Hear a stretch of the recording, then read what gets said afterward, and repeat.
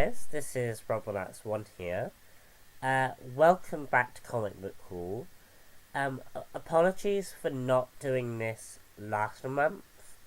But I ended up having a lot more shorter books. Like, I only had, bizarrely, about 2 books to review. And I just didn't see the point in giving you guys a review for 2 books. But you'll be pleased to know that there are a lot more books this month. And you'll be getting 2 comic book hauls. You'll be getting one today, and hopefully one either next week or at the end of the week. So, I'm just gonna show you guys what I got. I am a bit sick. I've caught my niece's cold, unfortunately. So I may sound a bit weird and a bit off. You'll be pleased to know that I am getting sort of better. So, yeah. So I've got the Ant-Man Prelude,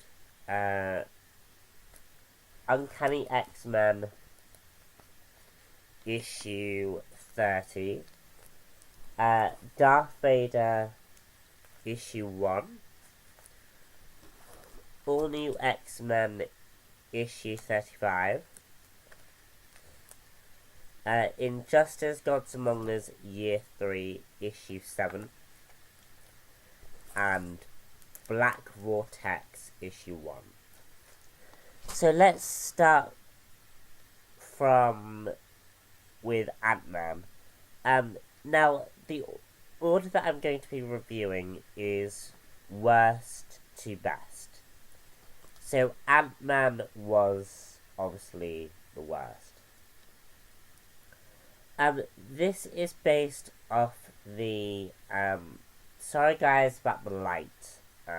So, sorry about that. I, just wanted to sort out the light, issue that I was having. Yeah, so Ant-Man, Prelude. This is based off the movie, that's coming out later on this year. And, it wasn't bad, actually. Like, yeah, it was the worst pick this week, but it wasn't that bad. There were elements that I really liked, and some elements that I didn't like. But the elements that I didn't like could have been improved if the issue wasn't a 2-parter. Because Ant-Man is basically only about 2 issues, which, in my opinion, is very unfortunate, because I think it could do well if there was more to it. Like, if this issue had about maybe 4 parts, just to add a bit more character stuff. But yeah, my main problem with the book is that it's too short. Which is funny because it's Ant-Man and he's too short. But other than that, the story is actually pretty good. It focuses a lot about the backstory of Hank Pym, who, as we find out, was alive during the Soviet Russia stuff. And there's a lot of historical facts in here regarding that fight. Like, we get, like, I think we get the stuff about the Cold War in here. We get the Great Wall that divided East Germany and West Germany from each other. And for those of you who don't know about that, basically, a few years ago, there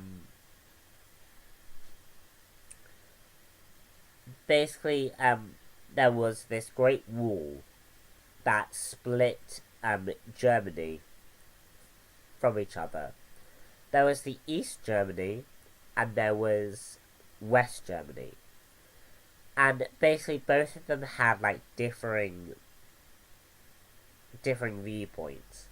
I believe I believe East Germany was very, very right wing, whereas West Germany wasn't. And that's about as far as I know.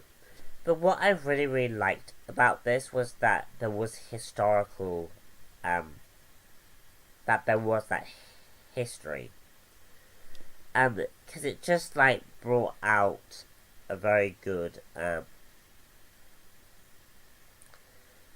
it just brought out some interesting stuff to it. We also get some very cool moments, in the issue. We see Howard Stark and Peggy Carter in this issue, who make like cameo appearances, and there are some great scenes with the Ant-Man suit. So, guys, all in all, wasn't a bad issue. I just think it's too short. So that's Ant-Man. So now the next one I'm going to be reviewing is Uncanny X-Men. So in this issue, we have an escalation with the Matthew Malloy character. And Matthew Malloy basically kills three major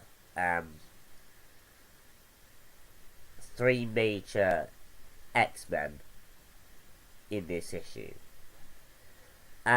We also have Tempest, aka Eva Bell, trying to get Charles Xavier to help her. This issue was pretty good. The only thing that I didn't like was the fact that some of the dialogue was a bit iffy. Now, normally Bendis is quite good with dialogue. Like, that's his shtick, really. But this issue kind of didn't have that. And I was kind of expecting a lot more interesting moral implications between Tempest and Charles Xavier, and there wasn't. But all this issue managed to do was bring in elements of Eva Bell that I liked, or Tempest that I liked. And that is, Eva Bell basically tells Charles Xavier that he's a hypocrite. And I really, really like Eva Bell for doing that, because it's what I've been saying about the 616 version of Charles Xavier for a long, long time. Charles Xavier is a hypocrite. He's always been a hypocrite. And I really like the fact that it's Eva Bell who tells him that. Like, she's not afraid to tell him that he's a hypocrite. And I just really, really liked that. I also liked how they ended the book, because how they end the book was really, really interesting. We basically have Charles Xavier in the future, which is going to be really, really interesting. We also have the Matthew Malloy character having killed 3 major characters. I'm not going to tell you who those major characters are, but he's basically very, very dangerous. There's not much to this issue, though, other than 3 major deaths and Xavier going into the future. There's not that much story being told here, and when you read the issue, you'll see why. So that's that. Now we have the next one, which is Darth Vader issue 1. The presentation on this issue was really good. It felt like I was reading Star Wars, which was a great, great feeling. Basically, when you open the issue, you have the Star Wars opening crawl, which basically establishes where Darth Vader is at this point. The story is set in between episode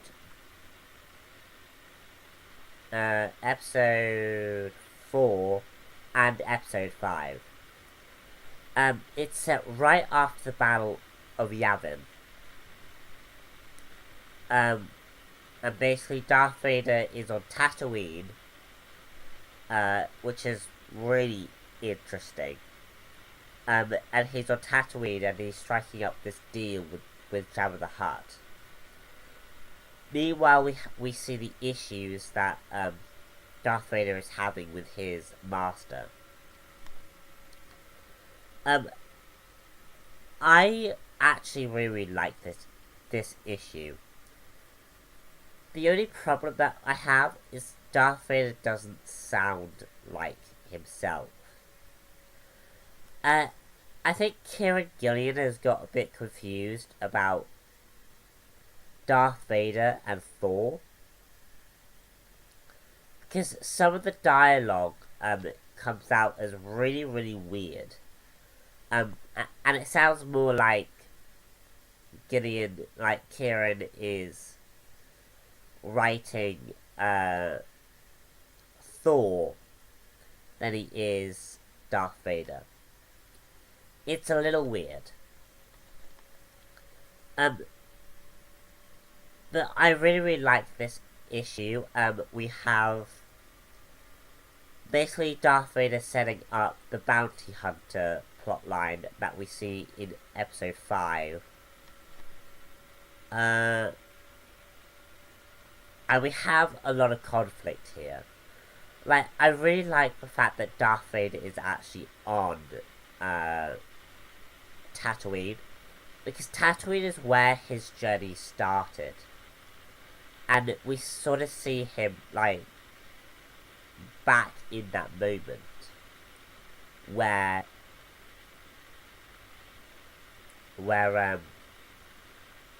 he finds it difficult to cope with the fact that he's back on Tatooine.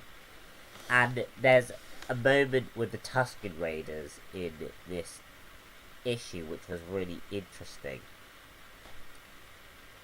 Yeah, so very, very good issue. Well worth picking up.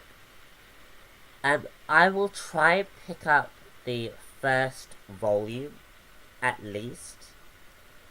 And just see how it works out. It's definitely a book that I'm interested in, so that's Darth Vader. The next book we have is All New X-Men, issue 35. This this book was really good and really, really funny.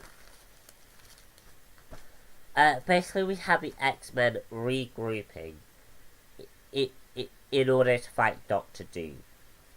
And it's basically we have the X-Men, the Ultimate X-Men, and Miles Morales, like, just teaming up to go against Doctor Doom. And it's a pretty cool issue, in my opinion. Now, I have just finished reviewing the Ultimate X-Men. And I've read that book, like, I've read the volume 1 and 2 multiple times. But it's really interesting to see how much the Ultimate X-Men have changed. Like, there is a lot that's happened recently that, you know, within the Ultimate X-Men stories that have really, really changed. And I like the fact that I was right with the all-new X-Men when that was happening. Like, I loved the fact that X-23, for example, reacted in the way that she did. Because the Ultimate X-Men are so different to their counterparts. And I really liked that exploration in this story about that. And it'll be interesting to see how Doctor Doom and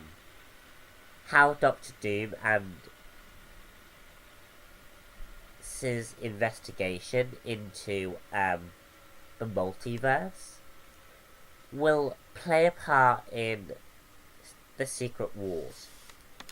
Because we know at the end, that we know just before Secret Wars starts,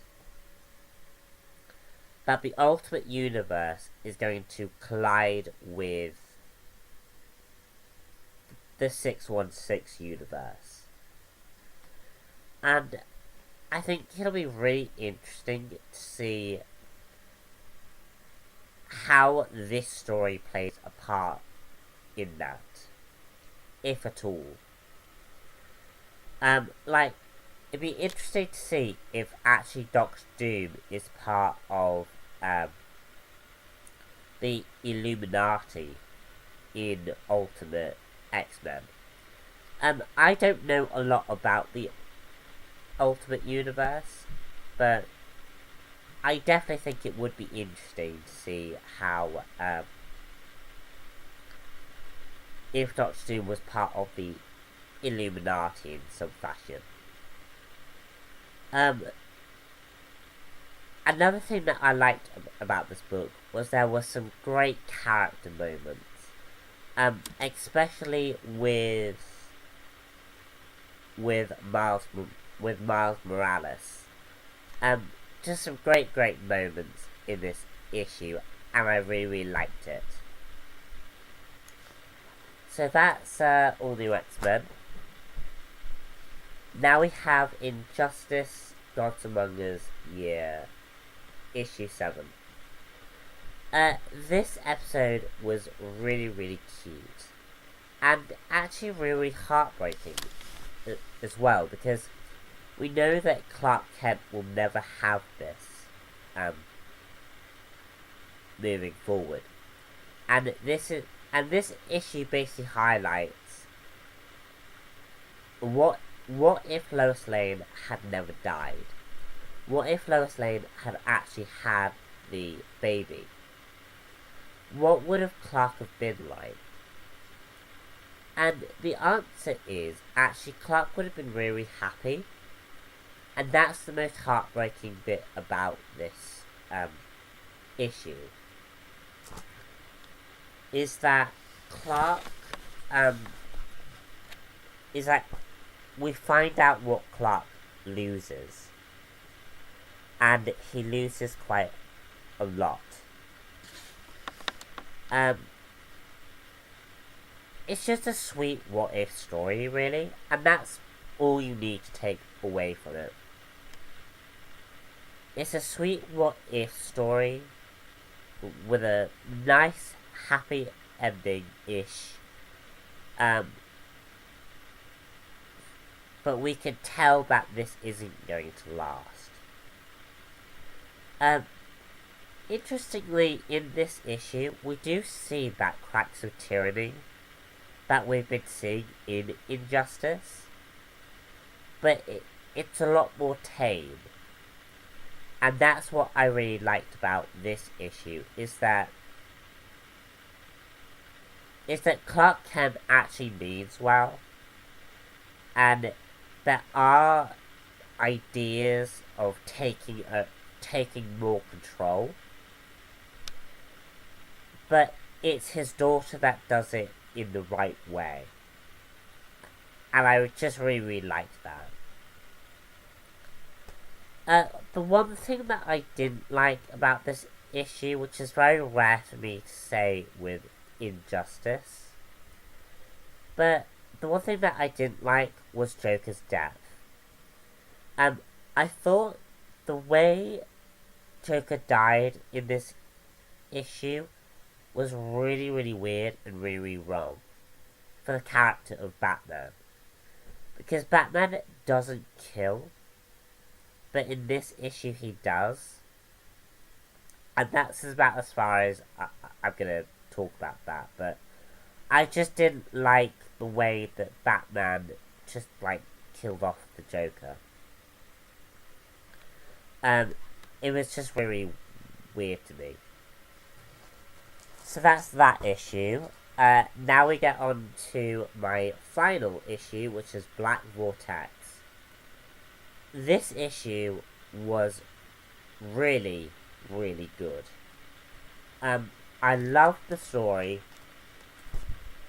I think the story was really, really interesting. So basically what we have here is we have the all new X-Men team and the Guardians of the Galaxy team once again teaming up. And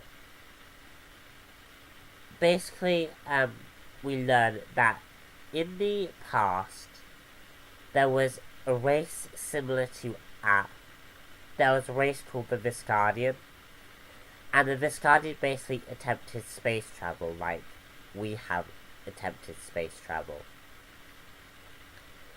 And basically a Viscardian basically discovers this black vortex mirror. But as I understand it, it's kind of like you're seeing a parallel universe, and whatever you are in the current state of mind, you increase or have a parallel to that character. I'm not too sure what the Black Vortex is entirely, and that's what I really, really like, that I'm not sure what the Black Vortex is 100%. But the story is really, really interesting, and I definitely want to get the rest of this series. If you don't, the Black Vortex is something that has kind of just come about randomly, because it ties into your Guardians of the Galaxy and your X-Men. And I'm a little bit annoyed slightly that we are once again getting an all-new X-Men tie-in. Especially since we have the X-Men in the Ultimate Universe. It just feels a bit odd to have that. But it's a really, really good story, and I am looking forward to reading more about it. So that was my pick of the week. The artwork is really good in this story as well. And I hope you enjoyed my comic book haul. As I mentioned, there will be a comic book haul, possibly at the end of this week. I'll just see what happens. And thank you guys for the recent views on my TV reviews. I was not expecting to get 63 views on one video. That is amazing. I've also noticed I have a few more subscribers. So welcome to you guys. And do stay tuned, as I am going to try and get out a comic book review for Avengers vs. X-Men. I have a review for Witchblade Volume 2, and I have a review for the recent annuals from Bendis' run on X-Men. So do stay tuned for all of that. I'm RubberNuts1 here, and I shall see you guys all soon. Bye.